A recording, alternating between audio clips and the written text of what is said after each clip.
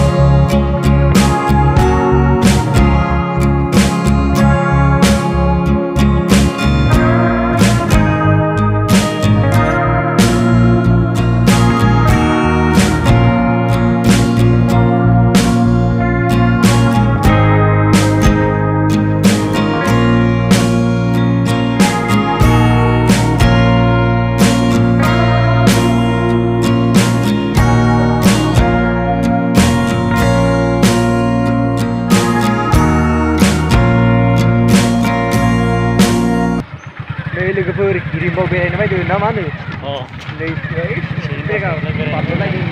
नैबे जाबाय गेट गेटआ जाबाय नै रंसं कालार सालार होआखै आरो ना नै गोदानसो नालाय बानायहांदों लामाफ्राबो जा मोजां बरिया आरोना गेटआ जा मोजां जागोन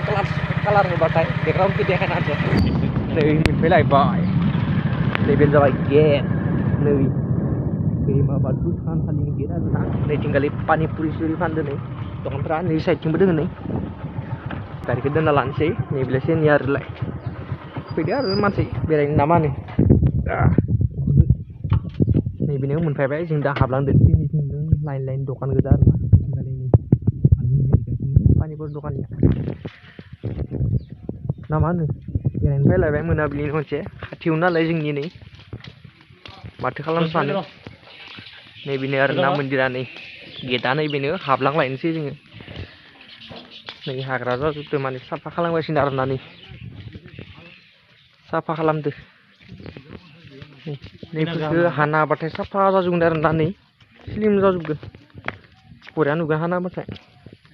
हागासिनो बोरायफोरा बै मन्दिरा सेन्देल जाना दोङो मानसि दोङो नङा मानसि दोङो ओइ सेन्देल भर्ति जाना दोङो फैबाथाय गोसोखौनो बिराद गाहाम दाङो माबा मोनसे फैनानै एसे बेरायना थांलायनोसै खाथियानो जायो नालाय माथो खालामबाय थानो मोनाबिलिनि खनसे बेरायनो फैलायबाय नैबे जाबाय दानबाक गोसो जानानै होलाङोबा होलांनो हायो आरो ना नैयावहाय सेन्देल जासोदो नै मानसि दङ दोंनाया जोंहाबो नैयाव सेन्देलखौ बहनानै लासैनो द्रुबनो हाबलांसै आरो ना मा होनो साइथिं दोनखानांगोन ओमफ्राय बोराय सेन्देलबाबो ब्लद लानो हागौ सस्ला जायो लाङा देनाय लांनायालाय नै आरो मोनसे गेट बाव खुलुमना लाबाय नोंथाङा नै सिसि केमेरा नालाय नैबे सिसि केमेरायानो ना लालै बन्द' नै थ' लोगोफोर आङो नैबे जायगायावनो फैदो आरो हिरिम्बा थानसालि बिराद मोजां जायगाया नायनानै गाहाम नाङो फैनानैबो बेरायनो मोजां नाङो नोंथांमोननो आं देखायनो साननाया बेनोमोन हिरिम्बा थ' नायलांबाय थादो लोगोफोर ना मा बुङो नै बिथाङाबो दोङो जोंहा बिथाङाबो चेनेल दोङो मिथुन बर' ना बिथाङा रस भिडिअ बनायो नोंथांमोनाथ' मिथिखागोन रस्टार खायसेया नङा होमबा नै हिरिम्बा मन्दिरा बिराद मोजां समायना फैनानै गाहाम नाङो नामा नै लोगोफोर नैयाव जोंनि बर'नि माबायदि बावनाय थिनाय गोथैसि बावनाय ना मा होनना बुङो बरिया साजायना दोनदो आरो मुर्ति मानसि बायदि नुलायलाङो ना नैया माबायदि बावनांगौ बेयाव बरियासो दङ आरो हिरिम्बा बाथौ थानसालियाव नै गासिबो दंजोबो थ'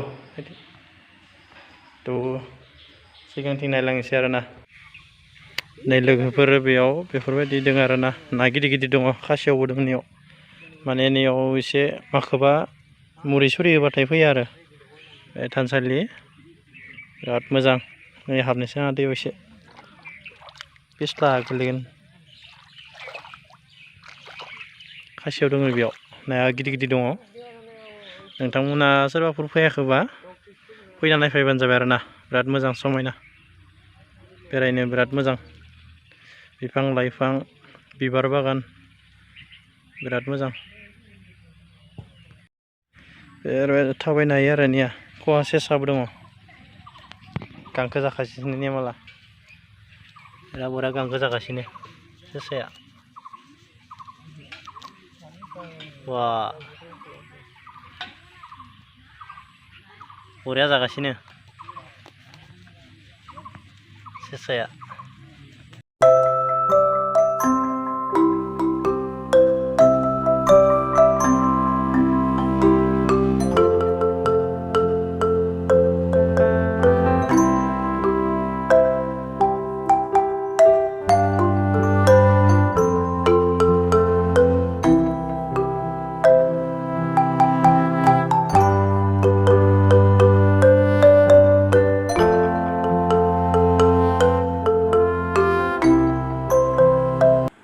थ' बिदिनो आरो नैया सेसाया गांसो जागासिनो आरोबाव माखासे दंबावो बेयाव सेसाया थ' लोगोफोर बिदिनो दं आरो माखासे आरोबाव माबा माबि दंबावो नुबावनो मोनगोन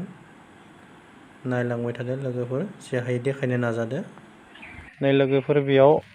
आखाइ सुनो हानाय दङ आरो नैयाव हेन्डवास दै ओंखारो नैया आखाइ सुनो हानाय दङ बैहाय आरो मुर्ति मोनसे दङ नै गाइसमोन मुर्ति ओइथिं रेस्ट हाउस दङ थ' लोगोफोर दिनैनि भिडिअआ बेखिनियानोसै नायनानै मोजां मोनदोंब्ला लाइक कमेन्ट शेयार साबस्क्राइब खालामबानो जाबाय बेखिनियावसो दोनबायसै